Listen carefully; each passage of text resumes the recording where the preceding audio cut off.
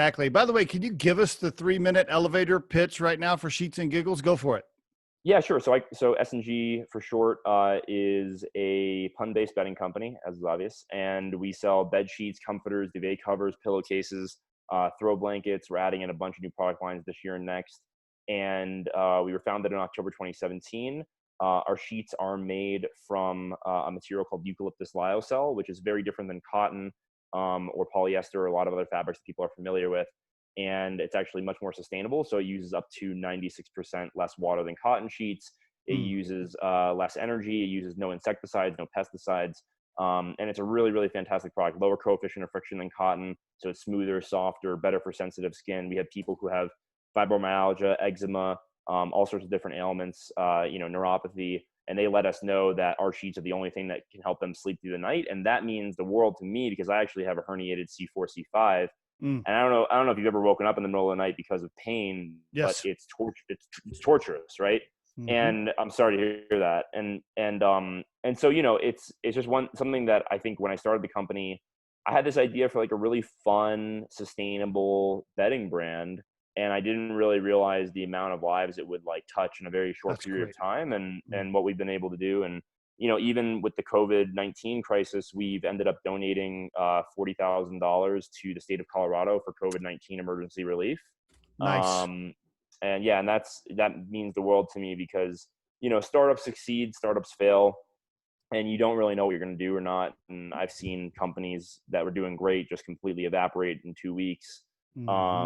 And so look, I really want to look back and be able to say, no matter what happens with the company in 3 or 4 years, that we really made a difference, and like tangibly help people. So that makes me really happy. Very nice. By the way, if all of that if it's sustainable and it feels better and all these things, why aren't all the other sheet companies making it from eucalyptus trees? We say that it beats the sheet out of us why they don't do that. So cotton's like it's like a legacy product, right? So like if Okay. you are these are a lot of fabrics, especially cellulosic rayons, which are, people are familiar with like bamboo viscose or modal, which is made from beechwood and spruce and pine, or lyocell, which is our fabric, which is made from eucalyptus trees.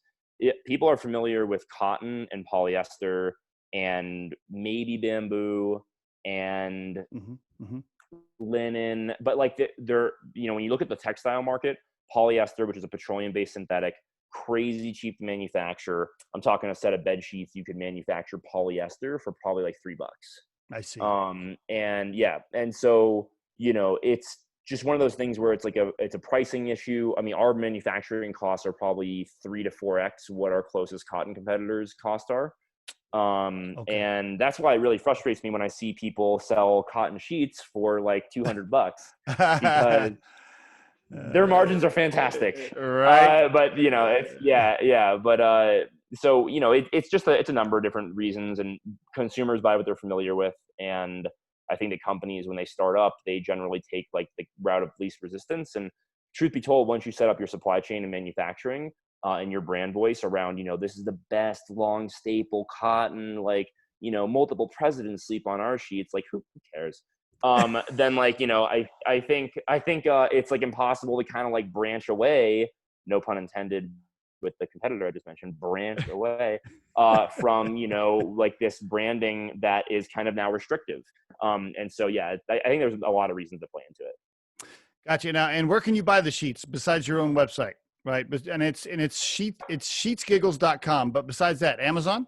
Sheetsgiggles.com. So no and in the URL. And then Amazon, we're also pretty high ranked in the sheet category now, which is nice. I think we're close to 600 reviews. We've got 4.5 stars on Amazon. Awesome. 4.8 on our website and 4.7 on our Facebook. And quick segue there for the listeners. If you're buying something online, check their website reviews, check their Amazon reviews, and check their Facebook reviews. And look for a couple things. One is like for one of our competitors, fuck it, I'll just say their name, Brooklinen. they don't allow organic Facebook reviews, and instead they plug in their website reviews to their Facebook. Interesting. It's my opinion that they do this, and this is just opinion, it's not a claim, because they cannot control their Facebook reviews. And so it would harm the brand if they didn't have that control, because their products are, in my opinion, not the best. And so when you look at their, and then that's backed up for when you look at their Amazon score, I think it's like a 3.9 or 4.0. And you look at their website score and it's a 4.5 or 4.4. And you ask yourself, why the huge difference? And then with another one of our competitors, I've seen who does allow Facebook reviews, and I'm not going to mention their name because I really don't like these people and I just want to stay separate. They have a 4.8 on their website. They have a 4.2 on Amazon or 4.1 on Amazon, but that's weighted. Unweighted, they have a 3.9 on Amazon. And the difference between that is they have a lot of unverified Amazon reviews that say, I tried to leave a review on their website and I could not. And so I'm getting an outlet here. And then if you go to their Facebook, they have a 3.7 review scoring compared to the 4.8 on their website. And it's this type, sorry, go ahead. You're not very competitive, are you? I can't, dude, I hate this shit. It's the thing, it drives me crazy because consumers don't I don't know. It's our policy that if somebody leaves us a 1-star review, first off, everybody has different tastes. So it's whatever. And second off, it's usually because they have a problem. They get the wrong color. They ripped a hole in their sheets or whatever. And we just take care of them. We respond or we improve the products or whatever it is. And I think that type of transparency and honesty and integrity goes a really, really long way. We've never hidden a 1-star review on our site. You can read all, I think there's 20 of them out of 2,000 or something like that. And we responded to every single one of them and we fixed their issue. And, some people take it down, some people don't, but that's their prerogative. And the whole direct to consumer industry is, I think, so unscrupulous in so many ways. And it's also, and this is probably maybe, I don't know if it's controversial. It's just more of I'm going to say something that might piss some people off. I think that it's super self-righteous in a sense, right? Where it's every direct to consumer company has to be changing the world. Right. And I say that as someone who I want to help people. I want to do good things. I want to donate money, and we donated bed sheets to Denver's homeless shelters during this crisis. And we do a lot of stuff that I'm very proud of. We plant a tree for every order. We planted tens of thousands of trees in the United States, for orders for reforestation. And, this is a discernible thing on our bottom line, but it's it's what it makes me feel good and what makes our team feel good.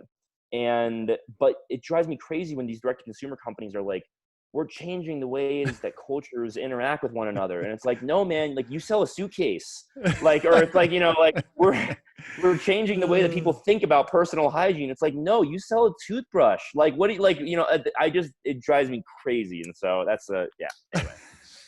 Yeah. What happened to, that's a tangent. That's a tangent. What happened to just having a company that just delivers a really good product? That's what I'm saying. That's what I'm saying. The Riderflex podcast features entrepreneurs, business executives, and the stories behind how they got there, as well as daily tips on career advice and job interviews. Our show can be heard just about anywhere these days, but you can visit riderflex.com and click on the podcast page to hear all the previous episodes and learn more about the recruiting and consulting services we provide. Contact us at the email address info@riderflex.com or 888-964-5876. Thanks so much for listening, and if you enjoy our show, please be sure to subscribe to our channel and like the episodes.